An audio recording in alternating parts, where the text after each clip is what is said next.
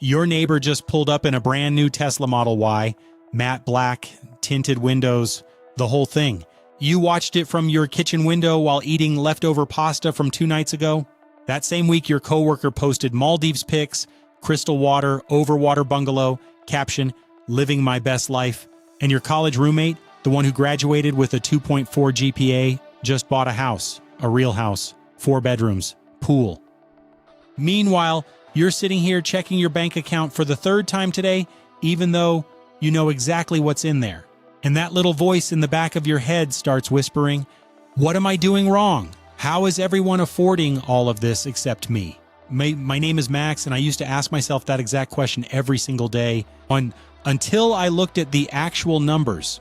And what I found didn't just surprise me, it completely changed the way I look at other people's money forever. Let me show you what I mean. Let's start with your neighbor's Tesla. A Model Y starts at around $44,000, but nobody buys the base model. Once you add the upgrades, you're looking at $52,000 to $58,000. The average car loan in America right now is 72 months, 6 years, at an average interest rate of around 7.1%. That means your neighbor isn't driving a $55,000 car.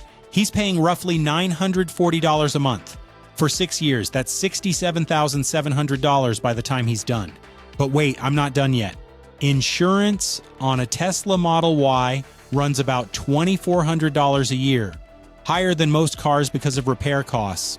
Add registration, charging, maintenance. You're looking at an extra $350 to $400 a month easy. So the real monthly cost of your neighbor's Tesla isn't the sticker price divided by some number. It's about $1,300 a month, every month, for 6 years straight. Now ask yourself, does your neighbor earn enough to comfortably spend $1,300 a month just on a car? Because the median household income in America is about $80,000 before taxes. After taxes, insurance, and deductions, that's closer to $5,200 a month take home. The Tesla is eating 25% of the average household's income, 1 car, a quarter of everything you earn. According to the Federal Reserve, 37% of Americans can't cover a $400 emergency without borrowing money or selling something. Let me say that again, 37% can't handle $400, but somehow Teslas are everywhere. So either millions of Americans figured out a money cheat code that you and I missed, or something else is going on. Spoiler, it's something else. Let's talk about your coworker's vacation, the Maldives. Looks incredible on Instagram, and it should because it costs incredible money. Round-trip flights from the US, $1,200 to $2,500 per person. The overwater bungalow your coworker posted, those run $500 to $1,500 a night. Average trip is 7 nights. So let's be conservative. 2 people, mid-range resort, flights included. You're looking at $8,000 to $12,000 for that trip. Now here's the question nobody asks. How did she pay for it? Option A, she saved for months and paid cash. Totally possible, totally responsible, but statistically unlikely because the average American savings rate right now is about 3.4% of income. On an $80,000 salary, that's roughly $227 a month. To save $10,000 at that rate, you'd need almost 4 years of saving without touching any of it. Option B, and this is the one nobody talks about, she put it on a credit card. The average American credit card balance is now over $6,500.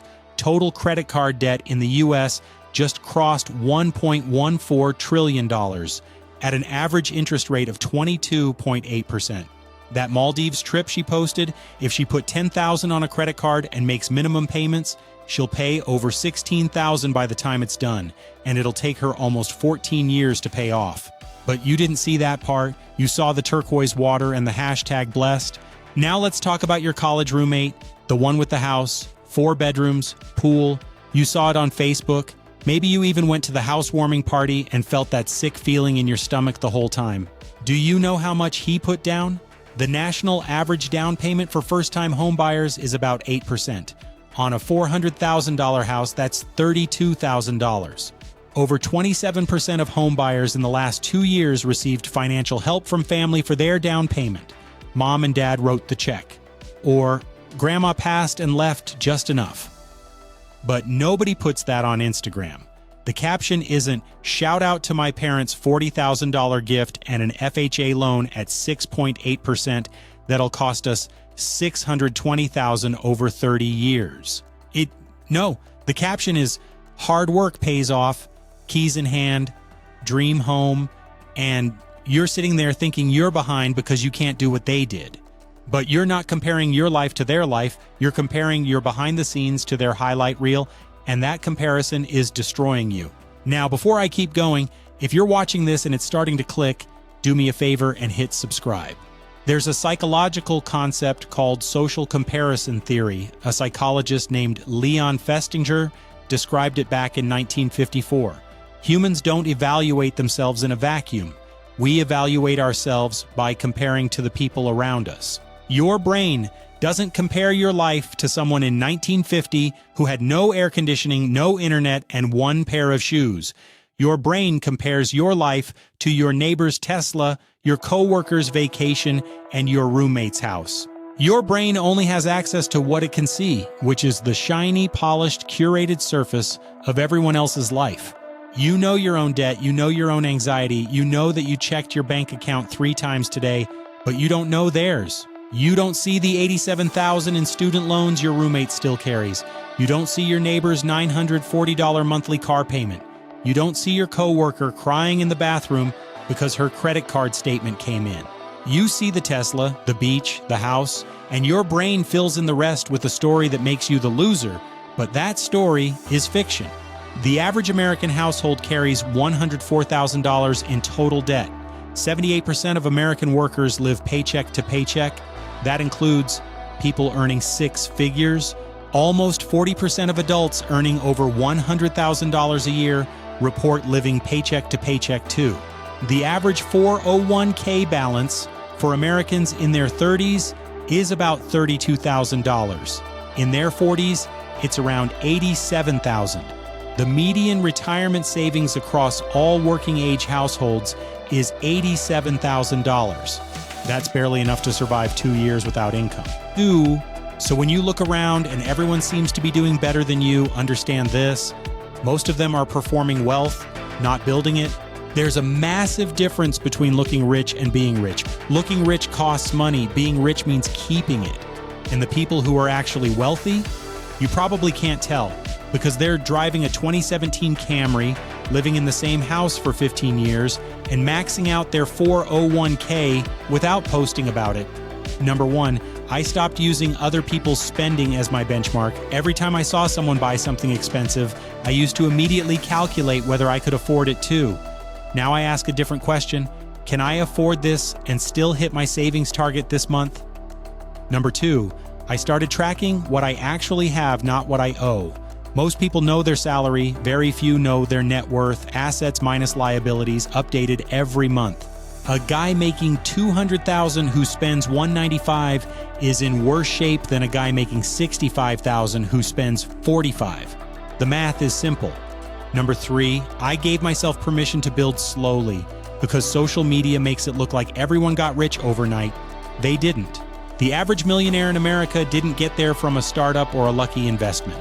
The top 5 careers were engineer, accountant, teacher, manager, and attorney. Normal jobs, normal salaries. They just spent less than they earned, invested the difference, and did it for 20 to 30 years. So, look, I get it. It's hard not to compare. It's hard to eat leftover pasta while watching someone unbox their new car. You are not behind. You're just comparing your real life to everyone else's performance. And once you stop watching their show and start writing your own script, the math starts working in your favor. The pasta is temporary. The plan is forever. I'm Max. If this hit home for you, subscribe to the channel. I've got a whole series coming where we break down the money traps that keep people stuck. Now do me a favor and drop a comment telling me what's one purchase you almost made just because someone around you had it. I'll see you in the next one.